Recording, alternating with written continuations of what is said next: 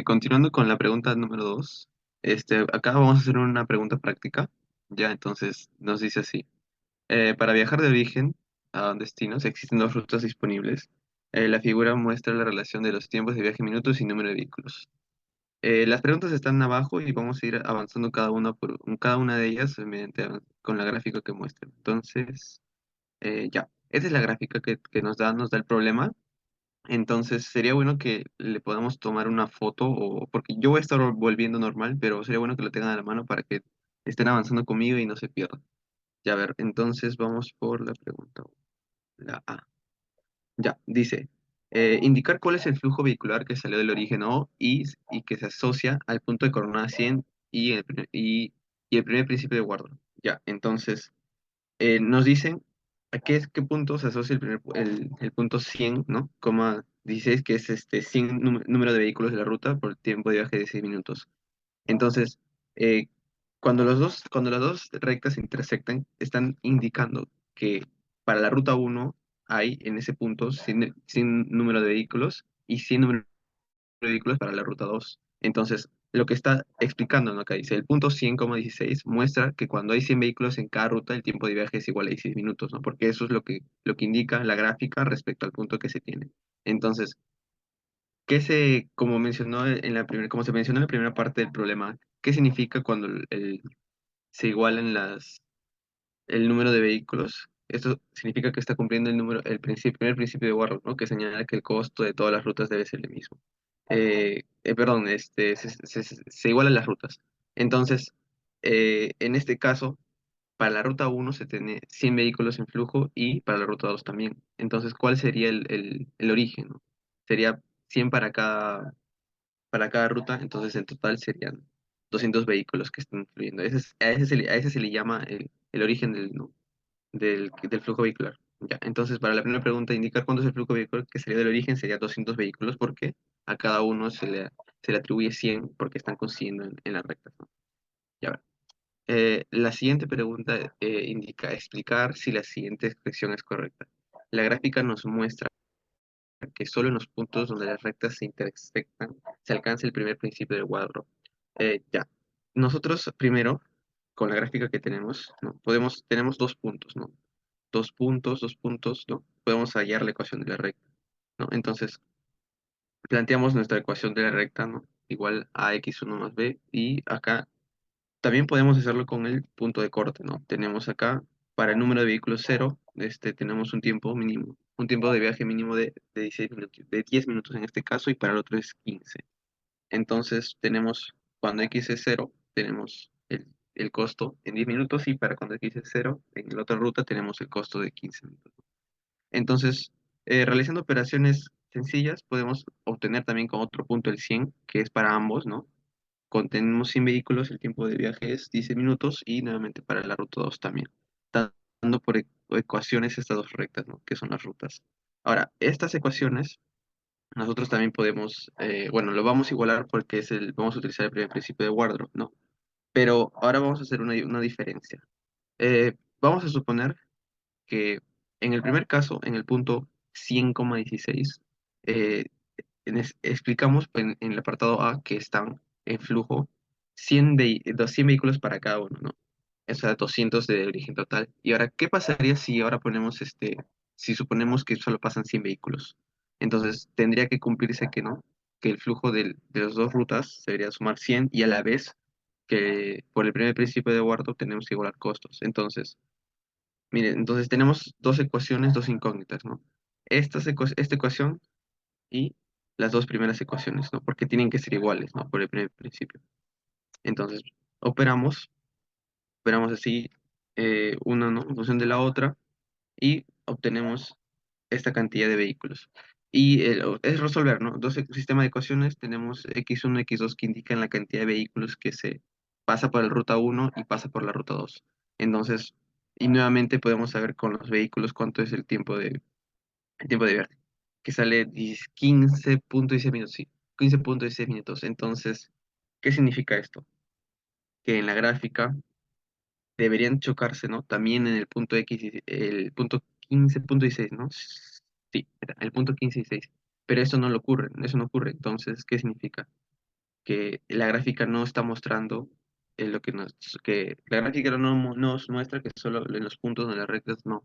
Entonces, técnicamente la proposición, la gráfica nos muestra que solo en los puntos donde las rectas se intersectan acá es el primer principio de Wardorf sería falso porque no está obteniéndose para esta suposición de origen de 100, ¿no? Solamente en la imagen muestra para un flujo de origen de 200, que serían de la ruta uno y de la ruta 2.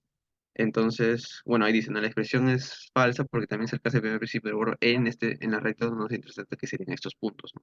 Entonces, ya, con eso respondemos el inciso B.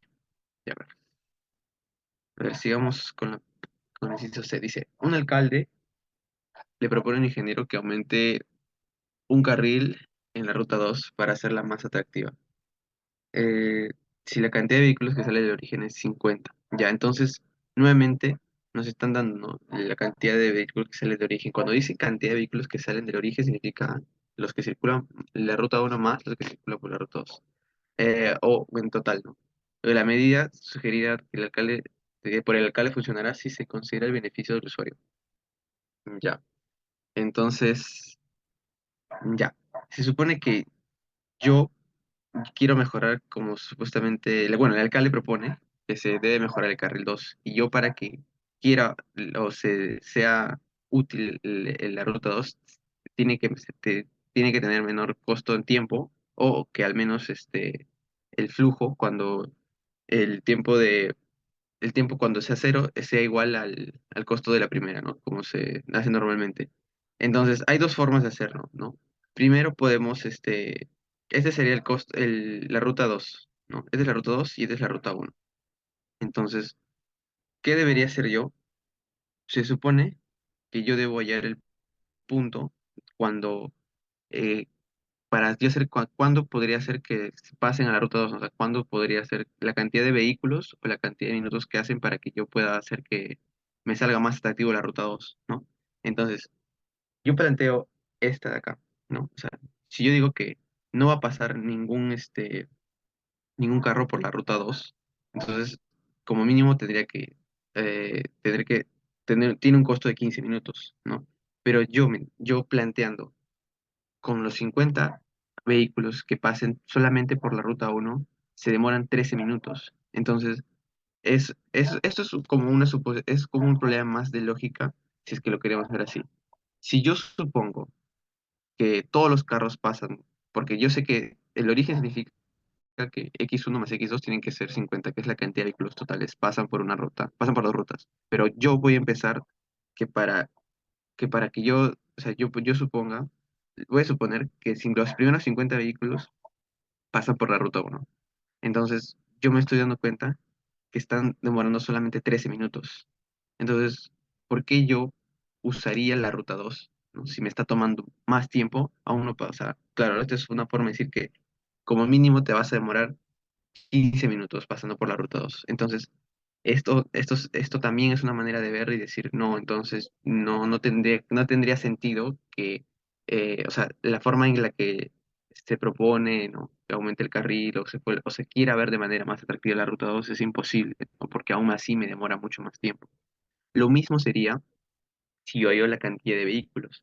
Es decir, si yo acá planteo muy aparte, lo pueden hacer muy aparte, esta expresión que es la ruta uno por la cantidad de vehículos más, ¿no? Toda esta expresión, en vez de el 50 un X igual a 50 que sería la cantidad que yo quisiera, me va a salir, mejor dicho, igual a 15 porque ese es lo que es la ruta como que se considera como mínima.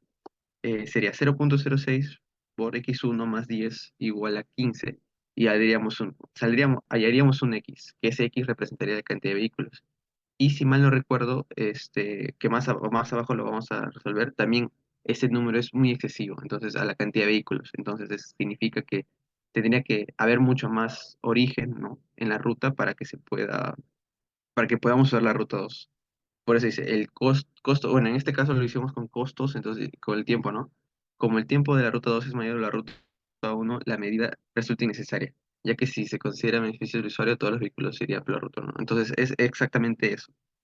¿Por qué yo iría por la ruta 2 si me está tomando mucho más tiempo que al ir por la ruta uno? Y me gustaría saber si, o sea, porque este es como que un poco más teórico y a la vez con números, ¿no? Entonces, saber si se ha entendido, sí, sí está claro para poder, sí, sí está claro, ¿no? Entonces, ya. Se puede hacer de dos formas, como le repito, con números, con cantidad de minutos en costo y con la cantidad de vehículos que ahorita voy a ver.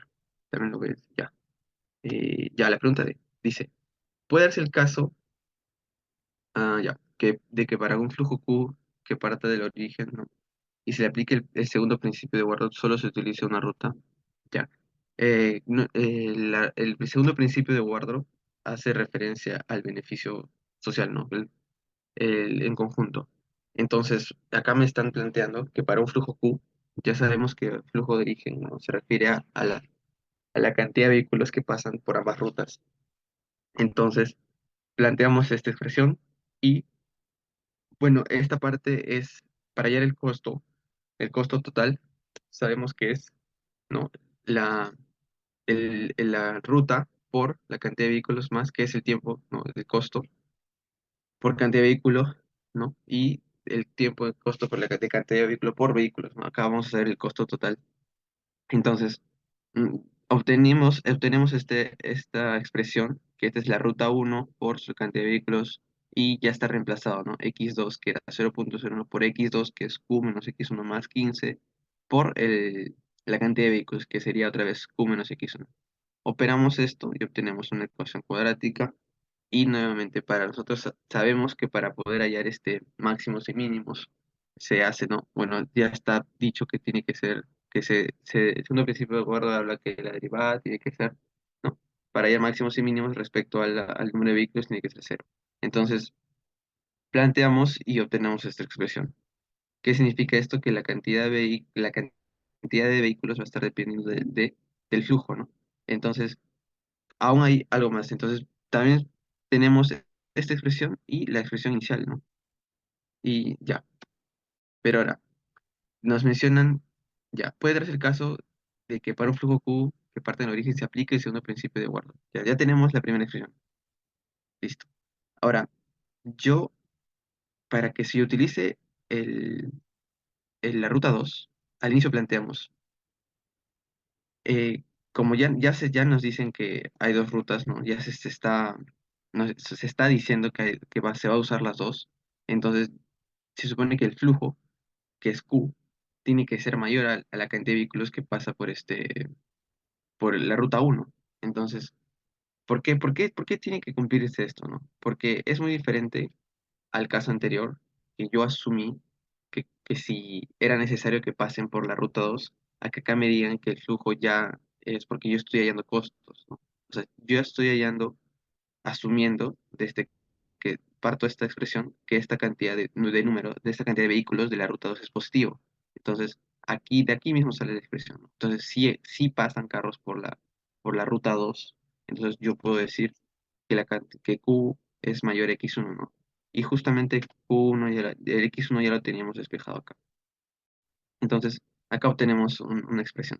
Ya, entonces, ¿qué me indica esto? O sea, yo operé, es una operación lineal, me dice Q mayor o igual a 41,52. Ya, redondeando, mayor a 42 vehículos. Esto que indica que para que solo se utilice una ruta, la cantidad de vehículos, bueno, el costo de la ruta no debe ser menor ya. Bueno, voy a decir, para que solo se utilice una ruta, el costo de la ruta uno debe ser menor a la ruta 2 cuando no hay vehículos en la ruta 2. Eso es lo que planteamos para el anterior problema. Es decir, ¿qué significa este 42? Ahorita lo vamos a ver, ya. Entonces, eh, cuando nosotros planteamos esto de acá, es lo mismo que planteamos para la parte de allá. Si yo quiero que, que pasen vehículos por la ruta 2 significa que el costo al menos tiene que ser menor o igual, ¿no? Porque cuando no pasa ningún vehículo. Entonces, por eso decimos, esta expresión que es la ruta uno tiene que ser menor o igual a 15. ¿Por qué? Porque con este X1 vamos a hallar la cantidad de vehículos necesarios para hacer que la ruta 2 funcione, ¿no? Porque ¿cuándo yo podría usar la ruta 2? Cuando supera la capacidad ¿no? mínima de la otra, ¿no? Esa es una manera de expresarlo. Entonces, ¿qué indica acá? 84 vehículos, ¿no? Entonces, mira, ese es justo lo que yo les comentaba hace rato. Cuando yo hago esto y estoy diciendo 84 vehículos, significan que eh, como mínimo tiene que haber un flujo de 84 vehículos para que se utilice la ruta 2. Entonces, y acá me está saliendo que la cantidad de vehículos para que se utilicen las dos rutas tiene que ser 42, ¿no? Porque Q es X1 más X2. Entonces, es como que no entra, no encaja, o sea, no hay hay una contradicción, ¿ves? Entonces, cuando Q se encuentra entre 42 y 48 se aplica el segundo principio de Arrow y solo se utiliza la ruta 1. Entonces, no se puede usar la ruta 2, ¿no? Pero sí, solamente cuando la cantidad de vehículos es menor a 42, ahí solamente se puede utilizar la ruta 1. Si es que esta pasa a 80, tiene que ser mayor a 84 para que se utilice la ruta 2. Entonces, eso nos está diciendo, puede darse el caso que para el flujo Q eh, parta de O se aplique el segundo principio de error, se puede dar a mayor a 84, ¿no? Pero menor, porque para que se utilice la ruta 2. Entonces, cuando es mayor a 84, se puede dar el caso. Sin embargo, cuando está menor a 42, no se puede porque solamente se utilizaría la ruta 1. Entonces, bueno, ahí están los como que intervalos, por decirlo, para que se utilice el segundo principio de Wardrop, ¿no? Y, a ver, ya. Y la pregunta 4 dice, indicar cuatro medidas que se podrían implementar para desincentivar el uso del automóvil. Ya. Bueno, acá tenemos ya cuatro ejemplos que en una de estas sería brindar transporte público de calidad. Claro, esto es importante porque normalmente las personas que usan el automóvil tienen la principal razón esta, ¿no? Porque normalmente no de la ruta, en la ruta en que está disponible el transporte público simplemente no es como les parece y simplemente dicen prefiero usar mi auto propio y se van, ¿no? Y que eso genera, como ya seguramente les habrán explicado, genera un- diversos factores dentro del transporte, ¿no?